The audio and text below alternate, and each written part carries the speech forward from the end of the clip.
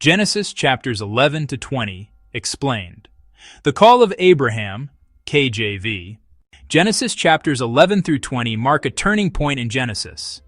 Up to this point, God has dealt with all humanity together.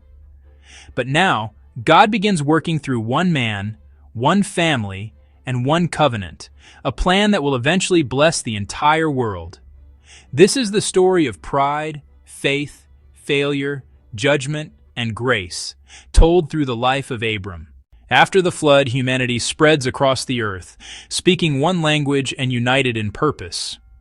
But instead of seeking God, the people decide to exalt themselves. They say, "Let us build us a city and a tower, whose top may reach unto heaven, and let us make us a name." God comes down to see their work, and He intervenes.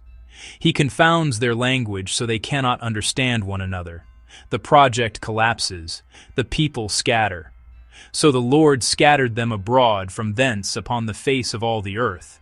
Genesis 11:8, KJV. Babel explains why the world is divided into nations and languages, and it shows that human unity without God always ends in division. Out of a scattered world, God calls one man. Abram lives in a land of idols when God speaks to him and says, "Get thee out of thy country, unto a land that I will show thee." God makes a staggering promise, a great nation, a great name, a blessing that will reach all families of the earth. Abram doesn't receive a map. He doesn't receive an explanation. He simply obeys. So Abram departed, as the Lord had spoken unto him. This chapter marks the beginning of God's covenant plan. Salvation history now moves forward through faith. In Genesis 13, Abram and his nephew Lot grow wealthy, and strife arises between their herdsmen. Abram, though the elder, gives Lot first choice of the land. Lot chooses the fertile plains near Sodom. Abram remains in the land God promised. God reassures Abram once again. Every direction he looks will one day belong to his descendants. In Genesis 14, war breaks out. Lot is captured. Abram gathers a small force and courageously rescues him. After the victory, Abram meets Melchizedek, priest of the Most High God, who blesses him, a quiet but powerful moment pointing to God's eternal priesthood. In Genesis 15, God reassures Abram in a vision. Though Abram has no child, God promises descendants as countless as the stars.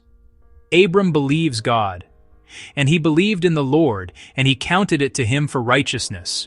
Genesis 15:6, KJV. Genesis 16 shows Abram and Sarai struggling with patience. They attempt to fulfill God's promise through Hagar, and Ishmael is born, bringing conflict and sorrow.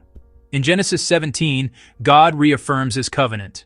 Abram becomes Abraham, Sarai becomes Sarah. Circumcision is given as the covenant sign. God promises a son, Isaac, through Sarah. "I will establish my covenant for an everlasting covenant." Genesis 17:7, KJV. God's promise does not fail, even when human faith wavers. In Genesis 18, God appears to Abraham and promises that Sarah will bear a son. Sarah laughs, not in mockery, but in disbelief. God also reveals his plan to judge Sodom. Abraham intercedes, pleading for mercy, showing a heart shaped by God's compassion. Genesis 19 records the destruction of Sodom and Gomorrah. Wickedness is judged, yet Lot is delivered, rescued by God's mercy. These chapters show a holy God who judges sin but rescues the righteous. Fear leads Abraham to lie about Sarah once again. Yet God intervenes, protecting Sarah and preserving his promise. Even when Abraham fails, God remains faithful. Genesis 11-20 reveals humanity scattered by pride, one man called by faith, a covenant secured by God's grace, and he believed in the Lord, and he counted it to him for righteousness. Genesis 15:6, KJV. This is not just Abraham's story. It is the beginning of God's plan to redeem the world.